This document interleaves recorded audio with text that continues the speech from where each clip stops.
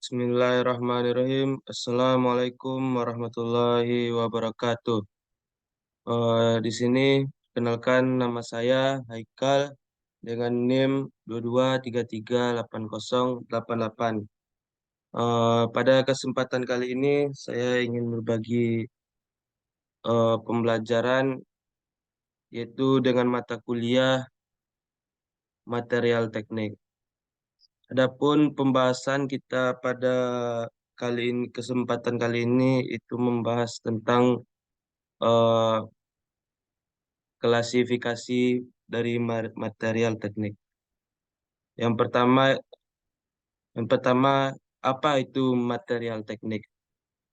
Material teknik dapat digolongkan dalam kelompok logam dan bukan logam. Selain dua kelompok tersebut, ada kelompok lain yang dikenal dengan nama metaloid atau menyerupai logam, yang sebenarnya termasuk bahan bukan logam. Logam dapat digolongkan pula dalam logam kelompok logam fero, yaitu logam yang mengandung unsur besi, dan logam non-fero yaitu logam yang tidak mengandung unsur besi.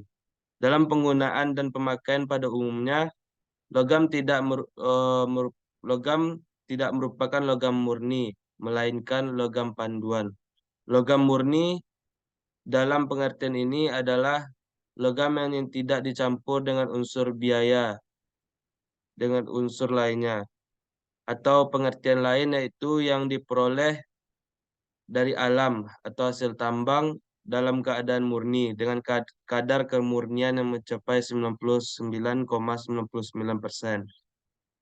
Dalam penggunaan dan pemakaian pada umumnya, logam tidak dengan memadukan dua logam atau lebih dapat diperoleh sifat-sifat yang lebih baik daripada logam aslinya. Memadukan dua logam yang lemah dapat diperoleh logam paduan yang kuat dan keras, misalnya tembaga dan timah. Keduanya adalah logam yang lunak. Bila dipadukan menjadi logam yang keras dan kuat dengan nama perunggu. Besi murni adalah bahan yang lunak, sedang zat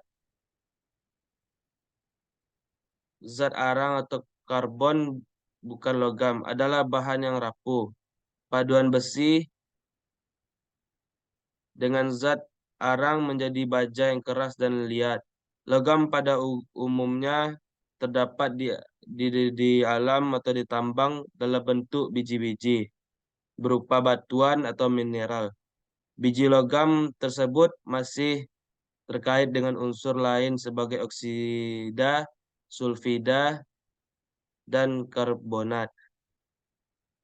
Yang pertama yaitu ada logam. Logam didefinisikan sebagai unsur kimia yang mempunyai sifat-sifat liat, kuat, keras, penghantar listrik, dan pengantar panas, mengkilap, dan pada umumnya mempunyai titik cair yang tinggi. Yang kedua yaitu ada logam fero dan logam besi atau logam besi. Logam fero atau logam besi adalah logam yang mengandung unsur besi atau Fe. Besi merupakan logam yang penting dalam bidang teknik, tetapi besi murni terlalu lunak dan rapuh sebagai bahan kerja, konstruksi, atau pesawat. Sebutan besi dapat berarti yang besi murni.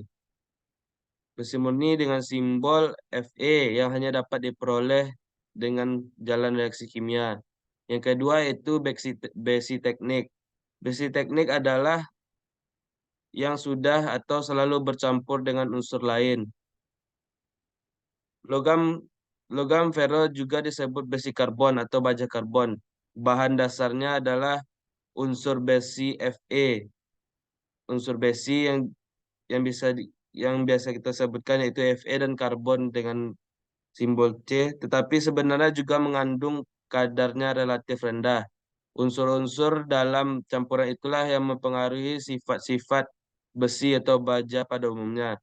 Tetapi unsur zat arang atau karbon yang paling besar berpengaruh terhadap besi atau baja, terutama kekerasannya. Pembuatan besi Pembuatan besi atau baja dilakukan dengan mengolah biji besi di dalam dapur tinggi yang akan menghasilkan besi kasar atau besi mentah. Besi kasar belum dapat digunakan sebagai bahan untuk membuat benda jadi maupun setengah jadi. Oleh karena itu, besi kasar itu masih harus diolah kembali dan di dalam dapur-dapur baja.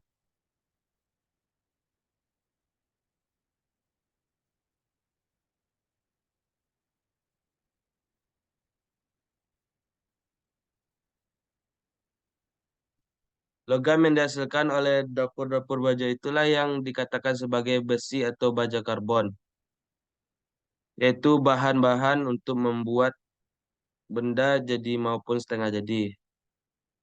Logam non-fera atau logam yang selanjutnya itu logam non-fera adalah atau logam bukan besi, adalah logam yang tidak mengandung unsur Fe. Logam non-fera murni kebanyakan tidak digunakan begitu saja tanpa dipadukan dengan logam lain karena biasanya sifat-sifatnya belum memenuhi syarat yang diinginkan. Kecuali logam non-ferro murni, platina, emas, dan perak tidak dipadukan karena yang baik serta cukup kuat sehingga dapat digunakan dalam keadaan murni. Tetapi karena harganya yang mahal, ketiga jenis logam ini hanya digunakan untuk keperluan khusus, misalnya dalam teknik proses dan laboratorium di samping keperluan tertentu, seperti perhiasan dan sejenisnya. Logam non-ferro juga digunakan untuk campuran besi atau baja dengan tujuan untuk memperbaiki sifat-sifat baja. Dari jenis logam non-ferro berat yang sering digunakan untuk paduan baja antara lain yaitu nikel, kromonium, molybdenum, wolfram dan sebagainya. Sedangkan dari logam non-ferro yang ringan antara lain yaitu magnesium, titanium, kalsium dan sebagainya. Logam non-ferra dikelompokkan menjadi 5. Yang pertama yaitu logam berat. Logam berat adalah lo- apabila berat jenisnya lebih besar dari 5 kilogram per desimeter pangkat 3. Misalnya aluminium, magnesium, titanium, kalsium, eh, maaf sebelumnya. Logam berat adalah apabila berat berat jenisnya lebih besar dari 5 kilo per desimeter pangkat 3. Misalnya nikel, kronium, tembaga, timah, hitam, timah putih, seng, dan sebagainya. Logam ringan. Yang kedua itu logam ringan. Logam ringan adalah apabila berat jenisnya lebih kecil dari 5 kilo per desimeter pangkat 3. Misalnya aluminium, magnesium, titanium, kalsium, kalium, natrium, barium, dan sebagainya.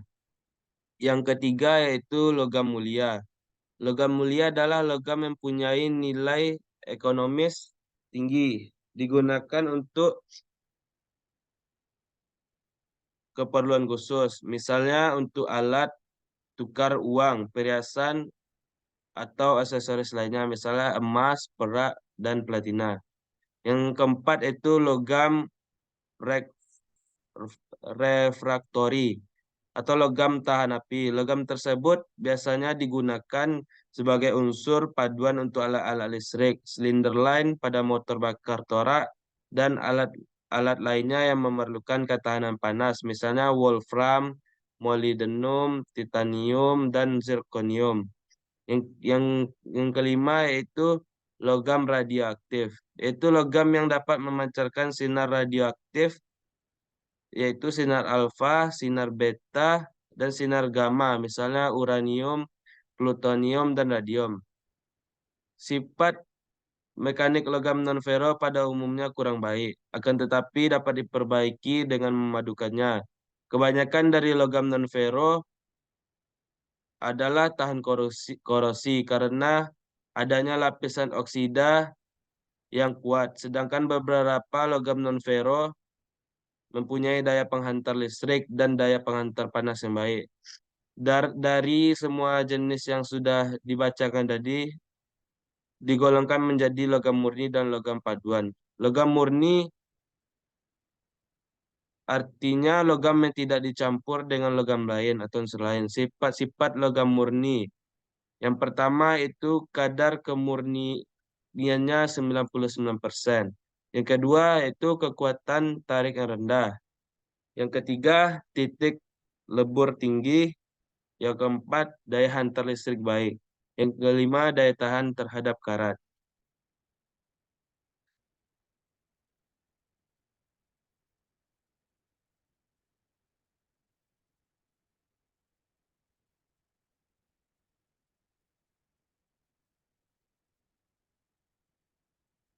Logam paduan artinya yang selanjutnya itu logam paduan.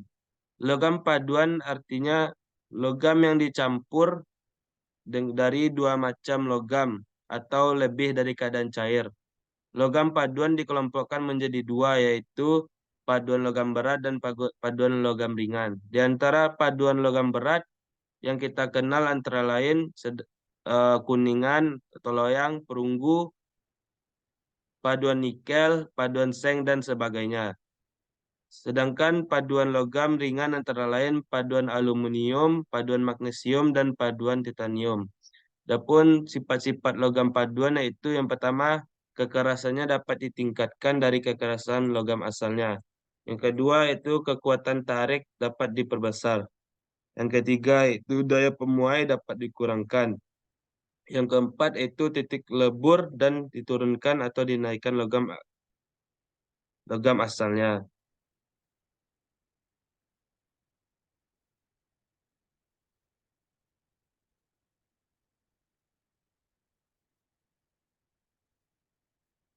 Yang selanjutnya yaitu non logam. Non logam ada yaitu bahan bukan logam ternyata selalu dibutuhkan baik dalam teknik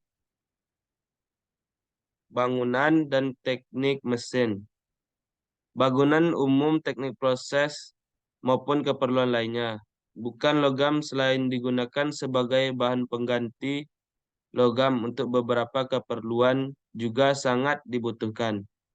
Sebagai bahan utama dengan kemampuan yang dimiliki dan sifat-sifatnya yang khas untuk keperluan. Ada berbagai bahan bukan logam yang penting untuk bahan teknik antara lain yaitu yang pertama yaitu bahan pelumas bahannya itu minyak dan gemuk. Yang kedua yaitu bahan bakar padat, cair dan gas. Yang ketiga yaitu bahan packing, perapatan cairan dan perapatan gas. Yang keempat yaitu bahan isolasi, isolasi panas, isolasi listrik dan isolasi getar. Yang kelima itu karet, plastik, termoplastik, termosetting. Yang selanjutnya itu keramik dan sebagainya.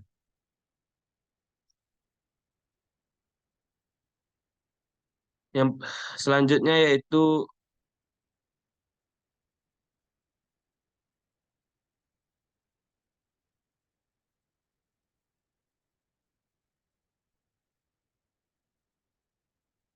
eh, bahan non logam itu baja dan besi sampai saat ini menduduki peringkat pertama logam yang paling banyak penggunanya. Besi dan baja mempunyai kandungan unsur yang utama yang sama itu Fe. Kadar karbonlah yang membedakan besi dan baja. Penggunaan besi dan baja dewasa ini sangat luas, mulai dari peralatan yang sepele seperti jarum, peralatan rumah tangga, peralatan karbon, peralatan transportasi sampai dengan alat-alat dan mesin berat. Yang pertama yaitu besi, besi. Pertama itu besi. Besi adalah logam yang berasal dari biji besi yang ditambang yang banyak digunakan dalam kehidupan manusia sehari-hari.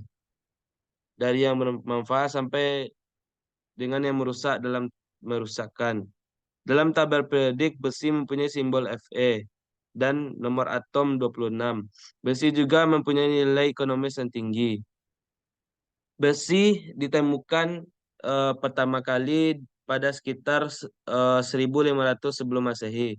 Tahun 1100 sebelum Masehi, bangsa Hittites yang merahasiakan pembuatan tersebut selama 400 tahun, yang dikuasai oleh bangsa Asia Barat. Pada tahun tersebut, proses peleburan besi dikuasai mulai diketahui secara luas tahun 1000 sebelum Masehi. Bangsa Yunani, Mesir, Zeus, Roma, Carbagians, dan Assyria juga mempelajari peleburan dan menggunakan besi dalam kehidupan sehari-hari.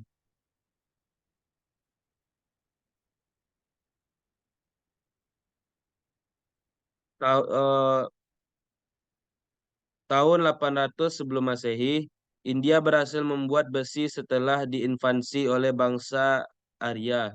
Tahun 700 sampai 600 sebelum Masehi. Cina belajar membuat besi tahun 400 sampai 500 sebelum Masehi. Baja sudah ditemukan. Penggunaannya di Eropa. Tahun 250 sebelum Masehi, bangsa India menemukan cara membuat baja. Tahun 1000 Masehi, baja dengan campuran unsur lain ditemukan pertama kali pada 1000 Masehi pada Kekaisaran Fatim yang disebut dengan baja Damaskus. Tahun 1300 Masehi, rahasia pembuatan baja Damaskus hilang. Di tahun 1700 Masehi, baja kembali diteliti penggunaan dan pembuatannya di Eropa. Proses pembuatan baja diperkenalkan oleh Sir Henry Bassember dari Inggris tahun 1800.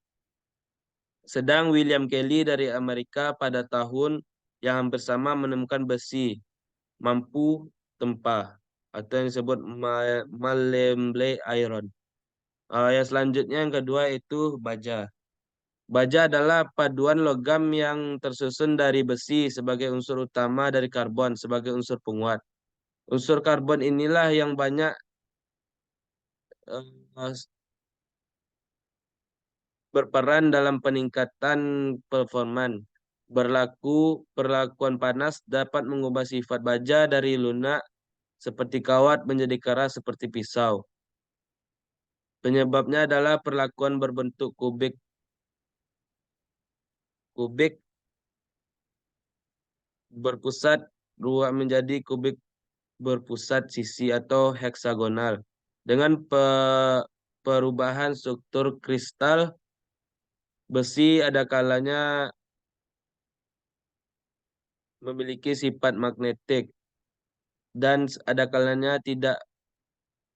Besi memang bahan bersifat unik. Biji besi bertebaran hampir di seluruh permukaan bumi dalam bentuk oksidasi besi. Meskipun di bumi tersusun dari logam besi dan nikel, oksidasi besi yang ada di permukaan bumi tidak berasal darinya, melainkan dari meteor yang jatuh ke bumi. Di Australia, Brazil, dan Kanada ditemukan bongkahan biji besi berketebalan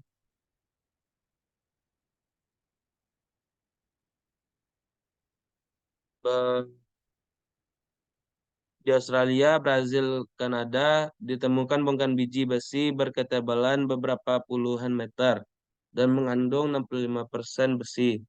Besi adalah unsur yang sangat stabil dan merupakan unsur terbanyak ke-8 di jagat raya setelah silikon. Pada lapisan kulit bumi, besi merupakan unsur logam terbanyak ketiga setelah silikon dan aluminium. Hampir lebih dari 70 abad lalu, 5.000 tahun sebelum Masehi, dari peninggalan di Mesopotamia, Iran, dan Mesir, diketahui bahwa manusia telah menguasai teknologi pembuatan peralatan dari besi baja untuk berburu. Suku Hattiti dan Hittiti 2.500 sampai 1.500 sebelum Masehi di daerah Anatria dan Armenia telah berhasil membuat pedang besi berukuran besar dan baju besi dengan proses semi lebur. Baja di Indonesia. Menurut penelitian, jumlah konsumsi baja satu bangsa dapat dijadikan indikator tingkat kemajuan dan kesejahteraan bangsa. Negara-negara maju umumnya mengkonsumsi 700 kilogram baja per jiwa per tahun. Masyarakat Indonesia baru mengkonsumsi 20 kilogram per jiwa. Ini berarti masih belum dirasakan keberadaannya oleh masyarakat Indonesia. Baja dengan nilai ekonomis tinggi dan berfungsi vital masih belum mendapat perhatian dengan baik oleh pemerintah. Maka daya dukung baja terhadap kinerja performa proses produksi sangat lemah. Dampaknya produk-produk Indonesia belum bisa berkompetisi dengan produk negara lain, baik dalam jumlah produksi, kualitas, dan ketepatan waktu penyebaran. Indonesia dikenal dengan sumber daya alam yang alam harus mengimpor 100 peralatan, 100% bahan baku baja, pelet, dan 60-70% scrap baja untuk keperluan industri bajanya. Ini masih ditambah teknologi pengolahan baja yang tidak efisien karena menggunakan sumber energi gas yang semakin meningkat harganya, serta teknologi yang masih tergantung kepada negara pemberi lisensinya. Dari hasil survei, diketahui bahwa cadangan biji besi di Indonesia berjumlah cukup besar dan tersebar di beberapa pulau seperti Jawa, Kalimantan, Sumatera, Sulawesi, Irian Jaya yang masih rendah, antara 35 sampai 58% Fe. Sementara itu, bahan pendukung seperti batu bara dan kapur juga melimpah di Pulau Sumatera dan Kalimantan. Cadang ini dapat memenuhi konsumsi besi baja dalam sekitar 2,5 ton per jiwa. Berarti Indonesia punya modal menjadi masyarakat berbasis industri. Permasalahannya yaitu hanyalah bagaimana menciptakan teknologi peleburan biji besi yang sedikit lebih rendah kadar besinya. Pemerintah harus segera membentuk tim khusus pengembangan teknologinya. Kalau Jepang yang di masa Perang Dunia tak punya biji besi, kini mampu berkembang. Indonesia tentu bisa lebih baik. Dewasa ini pengembangan teknologi manufaktur besi baja sudah sangat berkembang di beberapa negara maju. Tinggal bagaimana mentransfer teknologi tersebut dan diterapkan Indonesia. Yang pembahasan kita yang terakhir yaitu baja di masa depan. Dengan peningkatan besi baja, muncul harapan baru di bidang perindustrian, seperti memungkinkan pengurangan bahan baja, sehingga produk menjadi lebih ringan dan kompak, menghemat energi karena pengurangan beban pada penggunaannya, ramah lingkungan karena mengurangi eksploitasi sumber daya alam. Desain kerangka Desain kerangka mobil masa depan misalnya hanya memerlukan setengah bahan baja. Beban daya yang diperlukan menggerakkan mobil itu jadi relatif ringan, sehingga efisiensi dan performan mobil juga meningkat. Mungkin di masa datang berat mobil hanya ratusan kilogram saja, namun dapat digunakan dengan beban seperti sekarang. Hal ini juga mungkin mengakselerasi pengembangan teknologi ruang angkasa karena peningkatan performa pesawat ulang-alik atau roket dan sebagainya.